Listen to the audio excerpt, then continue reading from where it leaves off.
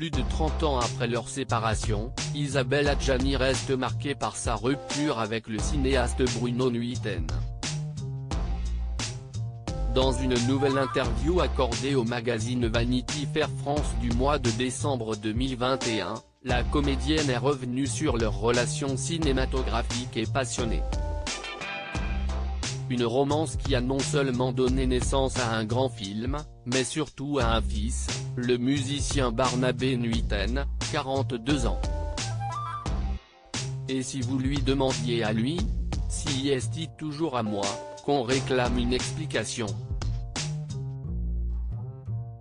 Comme si je détenais la clé de cette relation artistique interrompue, a d'abord commenté Isabelle Adjani, quelque peu piquée par ses questions sur son ex-compagnon et leur amour en fuite.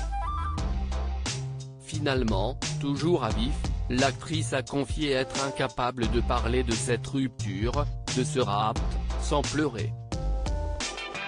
La comédienne avait rencontré Bruno Nuiten en 1976, sur le tournage de Barocco, réalisé par André Téchiné.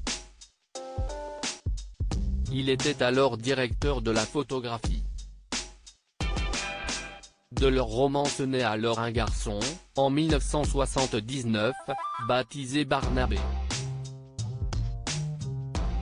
Tous deux se sont à nouveau croisés sur les tournages des films Les Sœurs Brontë et Possession, avant de véritablement collaborer sur le biopic Camille Claudel, le premier film de Bruno Nuiten en tant que réalisateur, sorti en 1988.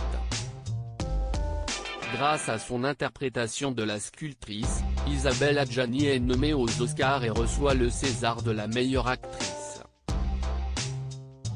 Mais à l'ombre de ce succès, son couple ne tient pas.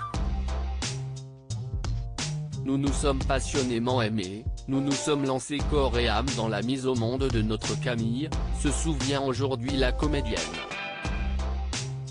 À nous aimer et nous investir dans ce film qui a eu un destin aussi magnifique que ravageur.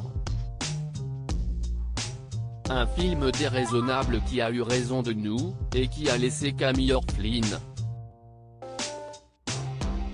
Car notre relation était un enfant. Je suis une solitaire malgré cette douloureuse rupture amoureuse et artistique. Isabelle Adjani ne tarit pas d'éloges sur son ex-compagnon. Bruno Nuiten est un artiste, il habite ce mot, comme ce mot l'habite. Avec son œil de peintre, il réalise un cheminement expérimental inouï, un travail discret qui expose des images fixes tout empruntées au réel, et dont il précise, ironie inconsciente, qu'aucune n'est mise en scène.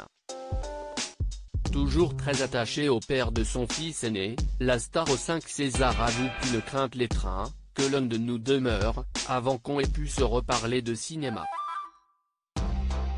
À la suite de cette séparation, Isabelle Adjani a retrouvé l'amour dans les bras de Warren Beatty d'abord, puis dans ceux de l'acteur irlandais Daniel Day-Lewis, le père de son autre fils Gabriel Kane, né en 1995. Elle a ensuite partagé la vie de Jean-Michel Jarre, avant que ça ne termine mal. Depuis sa rupture avec le neurochirurgien Stéphane Delajoux en 2009, la comédienne n'a plus évoqué d'autres partenaires de cœur. Il y a une solitude en moi.